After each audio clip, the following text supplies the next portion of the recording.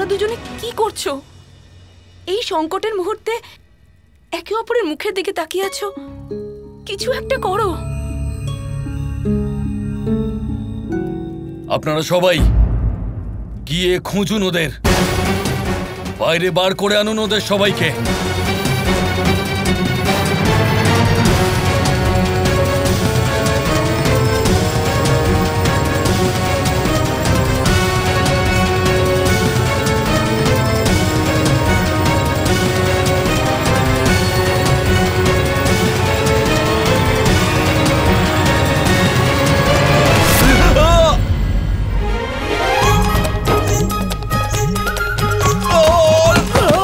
কি করছো তোমরা সবাই?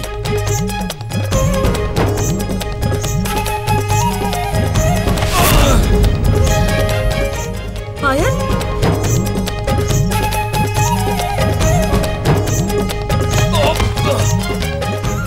এসব কি হচ্ছে?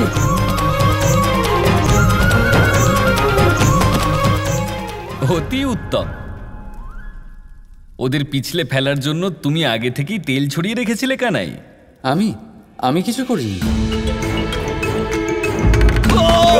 আমার মনে হলো আপনি কোনো বুদ্ধি বার করেছেন। না, আমি কিছু করিনি। যদি আমি না কিছু করে থাকি, আপনিও কিছু না করে থাকেন, তাহলে আমাদের সাহায্য কে করবে?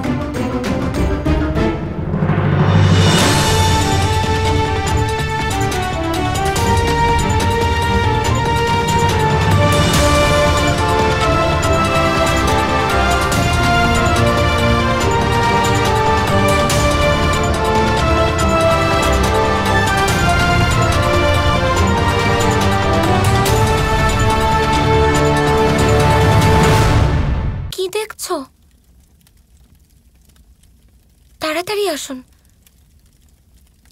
কেউ ভিতরে চলে আসার আগে আমাদের এখান থেকে বেরোতে হবে। চলুন। রাধা, তুমি আমাদের মা এটা ভাবুক হওয়ার সময় নয় মা। এখন আমাদের এইখান থেকে বেরোনোর কথা ভাবতে হবে। রাধাকে ধন্যবাদ তো আমরা পরেও দিতে পারবো। হ্যাঁ, ভালো হোক সেই নারায়ণের, যে নারায়ণ তোমাকে এখানে পাঠিয়েছে। রাধা, আমরা তো বুঝতেই পারছিলাম না কি করব, ফেঁসে গেছিলাম আমরা। ভালো হয়েছে তুমি এখানে এসেছো, তাই না?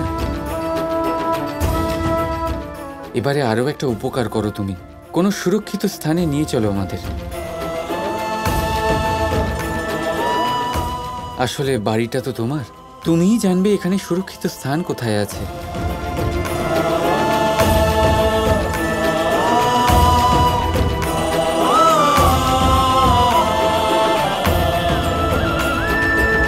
আমাদের হাত ধরে কোনো সুরক্ষিত স্থানে নিয়ে চলো না রাধা।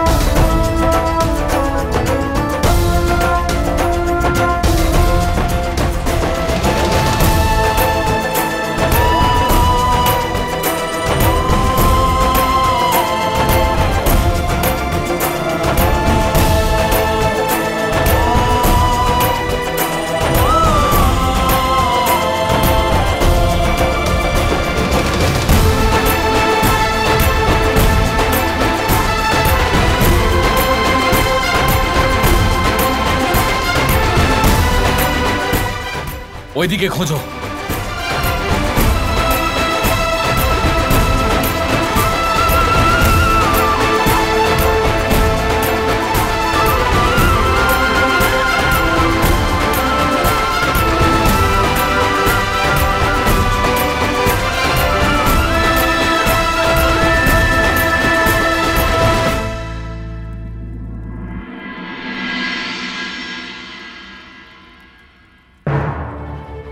কাউকে পেলে? প্রতিটা কোণ খোঁজো, এখানে কোথাও লুকিয়েছে ওরা।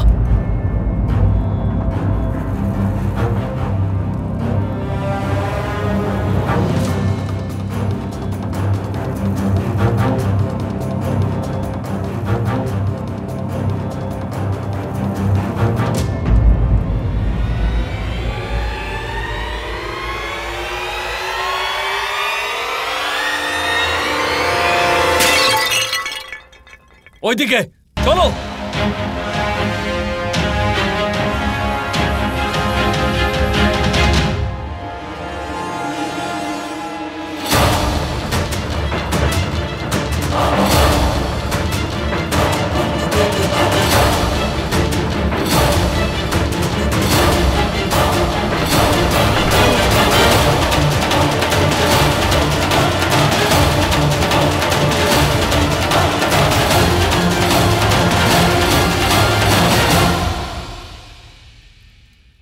রাধা,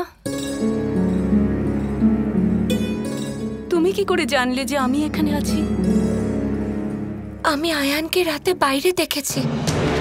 আমি 3 জন মানুষকে বৃষভান কাকার বাড়ির ভিতরে ঢুকতে দেখেছি, যারা হয়তো রাতের অন্ধকারের সুবিধা নিয়ে কোনো ষড়যন্ত্র করবার চেষ্টা করছে।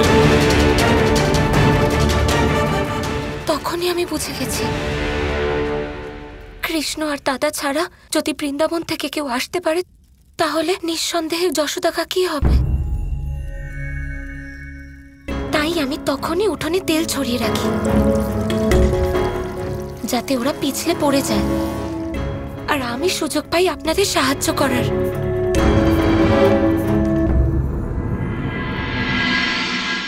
রাধা,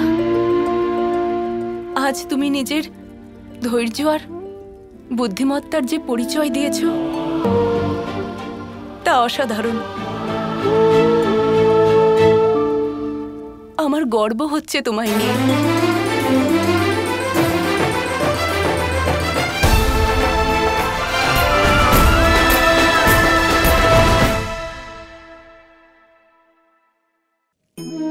আপনি কি ওই মাকড়সার জাল দেখতে পাচ্ছেন? মাকড়সারা ভীষণ পরিশ্রম করে এটা তৈরি করে। নিজের শরীরের রস দিয়ে এই জাল বোনে। আপনি কি এটার উদ্দেশ্য জানেন? আসলে মাকড়সা এই জালে ছোট কীটপতঙ্গ ধরে তাদেরকে খাদ্যরূপে গ্রহণ করে। কিন্তু আপনি কি এই কথা জানেন যে একদিন মাকড়সা নিজেই নিজের জালে জড়িয়ে মৃত্যুবরণ করে থাকে? বলুন, কি করেন আপনি এই জাল দেখতে পেলে? দেখতে পেলেই মুছে ফেলেন এর অস্তিত্ব, তাই না? তেমনি অন্যদিকে পাখির বাসা। পাখিরাও ভীষণ পরিশ্রম করে এটা তৈরি করে। কিন্তু যদি পাখি একদিন এটা ছেড়ে চলে যায়, তাহলেও লোকে এটা নষ্ট করে দেয় না। কারণটা কি? এর কারণ হলো এর নির্মাণ জীবন সঞ্চারের জন্য করা হয়েছিল, নষ্ট করার জন্য নয়। তাই মনে রাখবেন, জীবনে আপনার পরিশ্রম যতই বেশি হোক না কেন, যদি আপনার লক্ষ্য শুভ না হয়, তাহলে আপনারও বিনাশ নিশ্চিত। তাই সৃজন করতেই থাকুন আর মুগ্ধ হয়ে বলুন, রাধা রাধা।